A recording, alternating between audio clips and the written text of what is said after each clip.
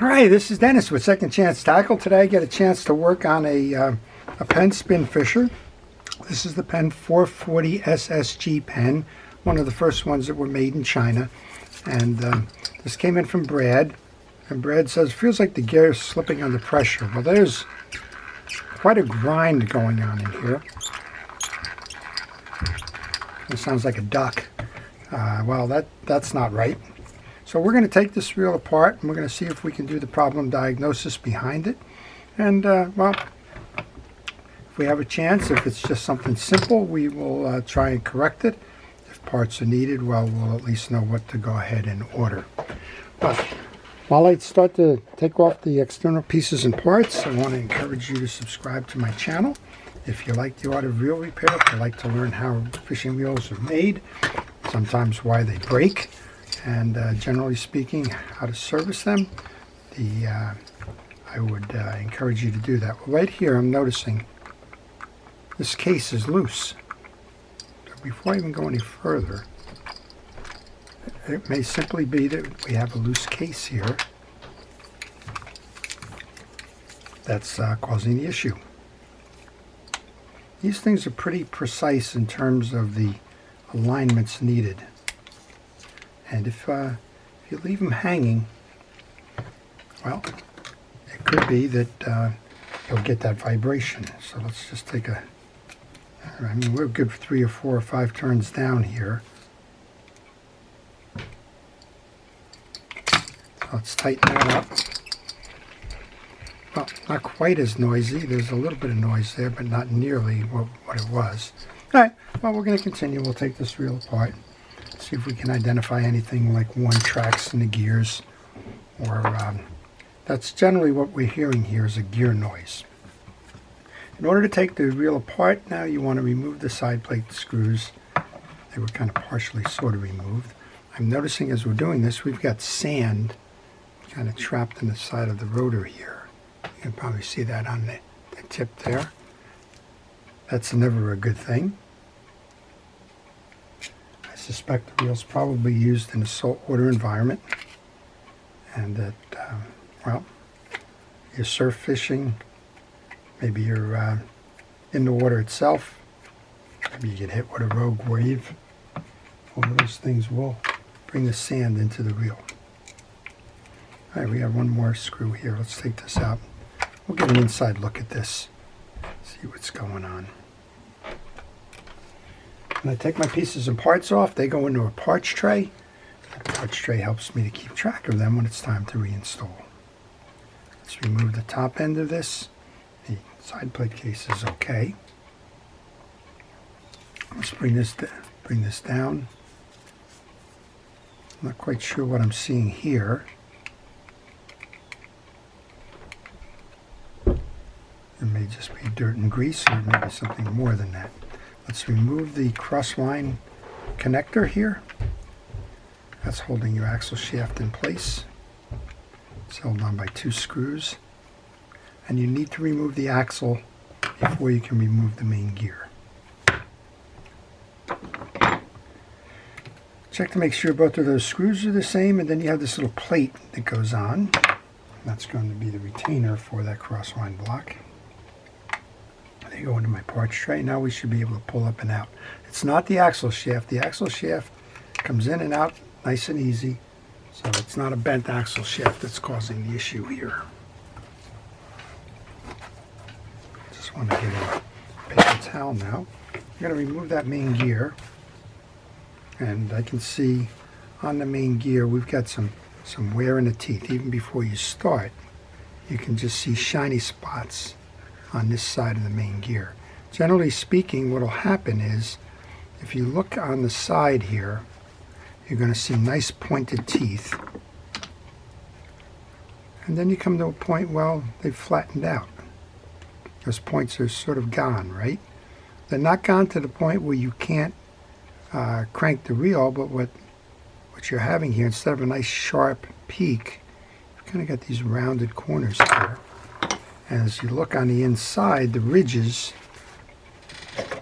are, well, they're not uniform.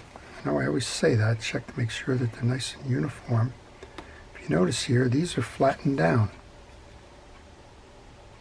You can kind of see it the way that the light reflects it. But so we've got nice sharp tight peaks, and then we've got flattened areas.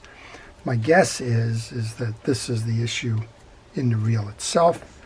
And well, we just want to check a couple of other things now, because there's no sense going and ordering a main gear without checking the other pieces that belong to it, what it intersects with. Well, we didn't notice, I didn't pay attention.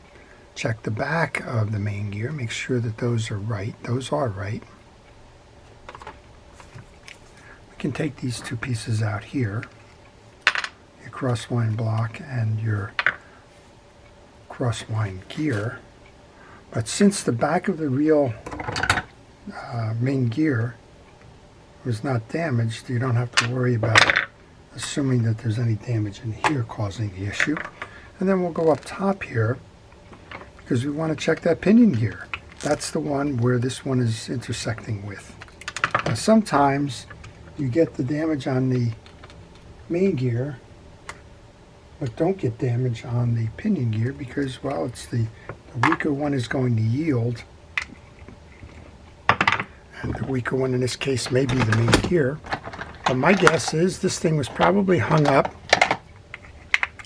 fighting a fish, and that it tried to power through it, and the case was loose, and it probably caused a little bit of variance, and it probably enabled you to reel the fish, but well, damaged the gears in the process. So could be just that, it could be simply that the gear itself got damaged because the case was loose. Do my best Sherlock Holmes. Okay, all of these pieces and parts are going in there. I encourage you to take pictures as you take reels apart.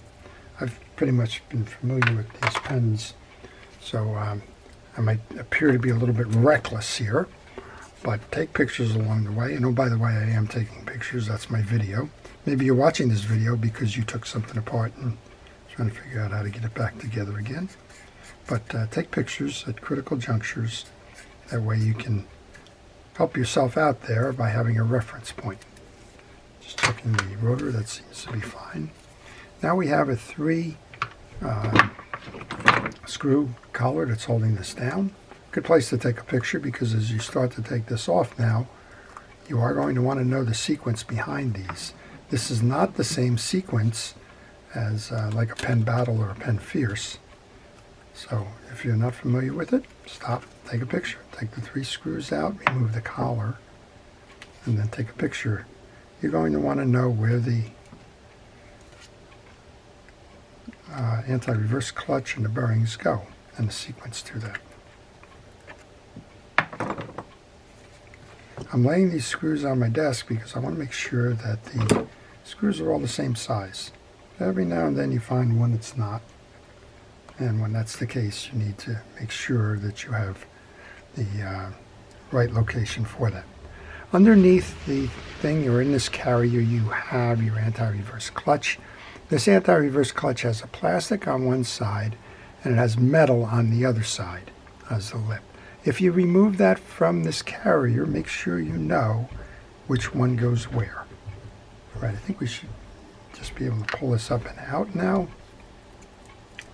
We can. Underneath the clutch is a wider washer. The inner circle for the clutch, the gear sleeve spacer, and a bearing. Well, the whole purpose of taking this apart was to just check to make sure that we have a pinion gear that's not been damaged. Most of the time, if you go to a fishing reel supplier and you tell them you need the main gear because it's been damaged, they will recommend that you also replace the pinion gear. In a reel like this, it's not that expensive, so that's what we're going to do, regardless of whether I find the damage or not. But on some reels, I think I saw one recently, one of the Penn, I think it was the Torque or whatever. The pinion gear was like $60 and the main gear was like $100 and something. And in that case, you certainly want to be a little bit more judicious, I guess.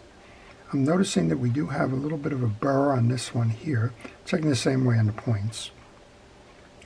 You could probably get by with this one, but again, for this $6 or $7 that pinion gear is going to cost, the time and effort and the trouble that we're going through to get this thing back to the way it belongs, it doesn't make sense not to replace that.